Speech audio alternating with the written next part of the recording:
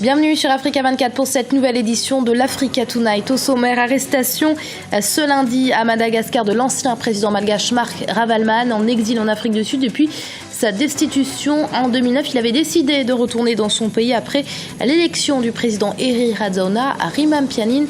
Un retour qui crée déjà des tensions politiques dans le pays. En Tunisie, la campagne électorale bat son plein pour les élections législatives. Les partis politiques continuent de sillonner le pays à la rencontre d'électeurs indécis et souvent très déçus. Et en Centrafrique, l'élection présidentielle approche à grands pas. Pourtant, pour les Anti-Balaka, partie prenante dans la crise centrafricaine, un scrutin ne peut avoir lieu tant que le processus de réconciliation n'a pas abouti. Mais tout d'abord, le président somalien Hassan Sheikh Mahamoud a été reçu ce mercredi à l'Elysée par son homologue français François Hollande. Au cœur des pourparlers entre les deux chefs d'État, la situation sécuritaire en Somalie, à l'heure où les forces nationales, accompagnées de l'AMISOM, les forces africaines, multiplient toujours les efforts pour stabiliser les zones libérées et mettre en place un État fédéral. Écoutez à ce propos le président somalien. I met with President Hollande here in.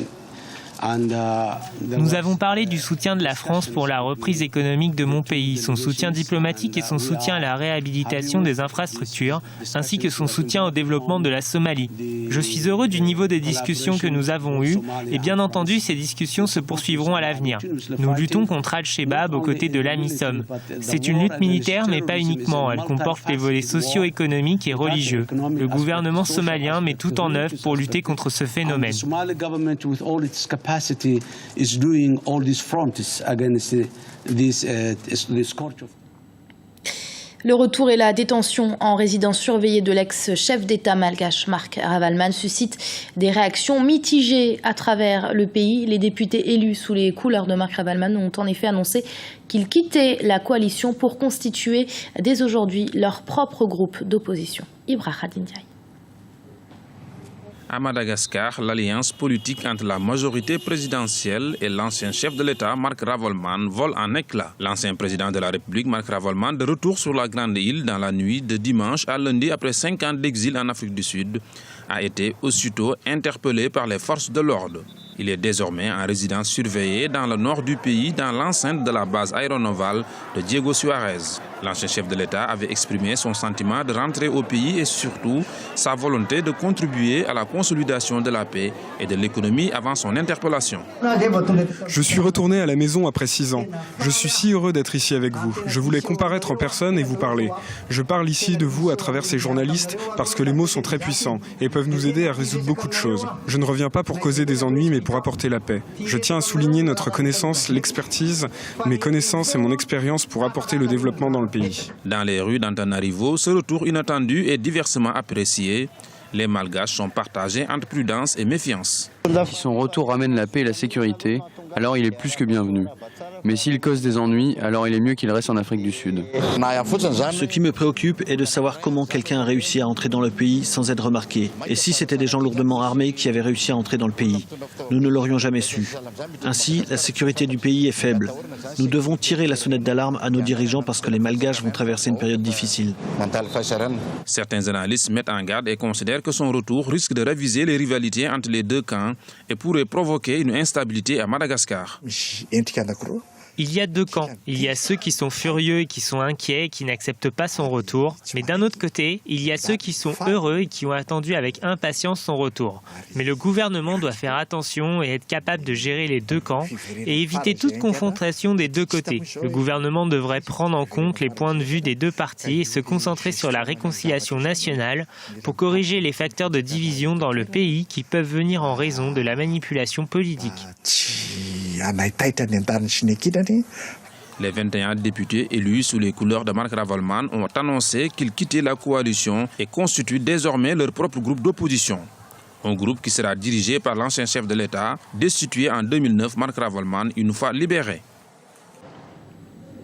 En Tunisie, les candidats aux élections législatives battent toujours campagne en phase 2 des électeurs indécis et déçus pour tenter de leur redonner confiance en la politique et pour ne pas compromettre ce processus électoral si attendu.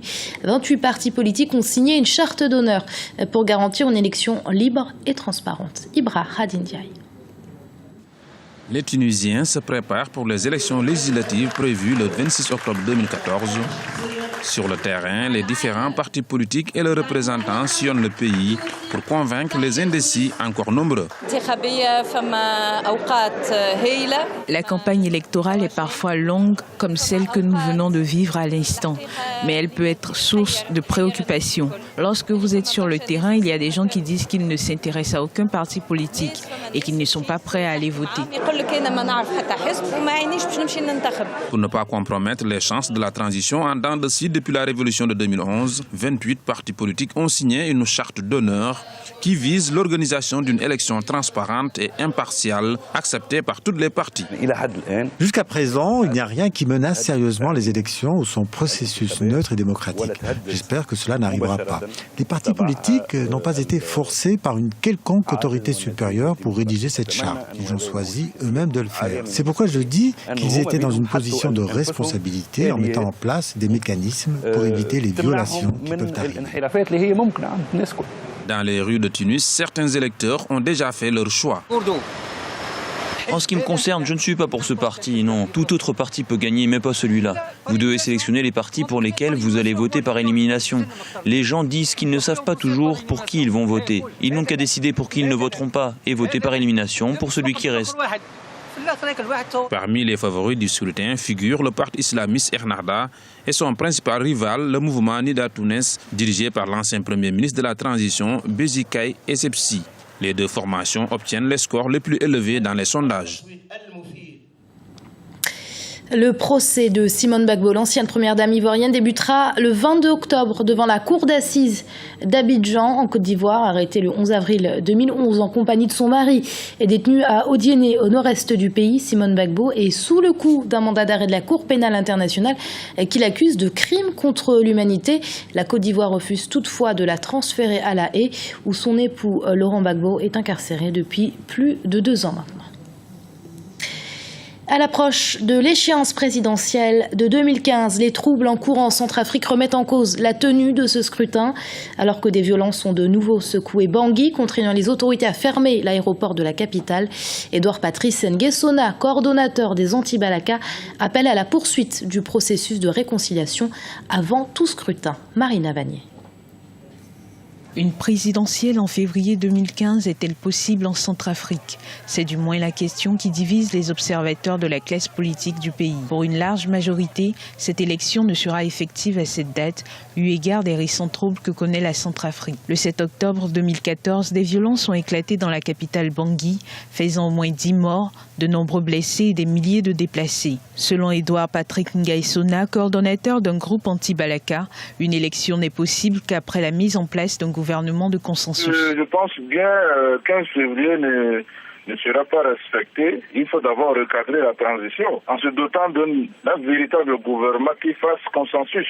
Ensuite, réussir le dialogue national inclusif afin de créer les conditions d'un véritable apaisement et le calendrier de processus électoral doit être défini d'une manière consensuelle. La présidente centrafricaine de transition, Catherine Samba Panza, a estimé que les dernières violences s'apparentent à une tentative de coup d'État institutionnel visant à installer une troisième transition. En juillet 2014, un accord de fin des hostilités avait été signé au Forum de Brazzaville entre les ex-Séléka, les anti-Balaka et 4 autres groupes armés. Néanmoins, les différents délégués ne sont pas parvenus à fixer le cadre du désarmement et la démobilisation des combattants. Aujourd'hui, il y a un manque de volonté quelque part pour permettre aux Centrafricains de se réconcilier. Par exemple, entre les anti-Balaka et les Séléka, il est urgent de relancer la machine de réconciliation nationale à travers la concertation et le dialogue entre tous les parties prenantes de l'accord de cessation d'hostilité signé à Brazzaville. La Centrafrique fêtera le 1er décembre son 56e anniversaire de proclamation d'indépendance. Une célébration sur fond d'insécurité et de tension. La 9e édition du Forum pour le développement en Afrique se poursuit toujours à Marrakech, au Maroc. Un forum co-organisé, nous vous le rappelons, par la Commission de l'Union africaine, la Commission économique pour l'Afrique et la BAD, la Banque africaine de développement, et qui vise à asseoir de vrais mécanismes de financement pour le développement de l'Afrique. Puisque nous vous le rappelons, le continent jouit de très bonnes perspectives de croissance, mais est toujours confronté à un déficit de financement très important. Notre envoyée spéciale Marie-Angèle Touré est sur place. Notre équipe se trouve toujours à Marrakech dans le cadre du 9e Forum pour le développement de l'Afrique. Il faut savoir que le premier du genre a été organisé en 1999, déjà, on s'en souvient. Alors cet événement a pour objectif de lancer des stratégies concrètes en faveur du développement de l'Afrique. On y présente aux parties prenantes les résultats d'un certain nombre de recherches actuelles et les opinions exprimées sur les grandes thématiques liées au développement toujours du continent africain. Alors ce mercredi, par exemple, ont eu lieu plusieurs tables rondes. La première sur les flux financiers illicites où participait la ministre des Finances du Cap-Vert, Cristina Monteiro Duarte.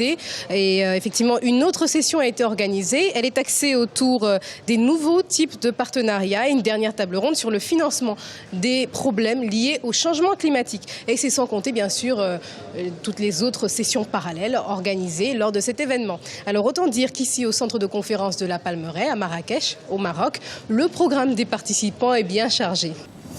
Et c'est la fin de ce journal. Merci de l'avoir suivi. Restez sur Africa 24. L'info continue.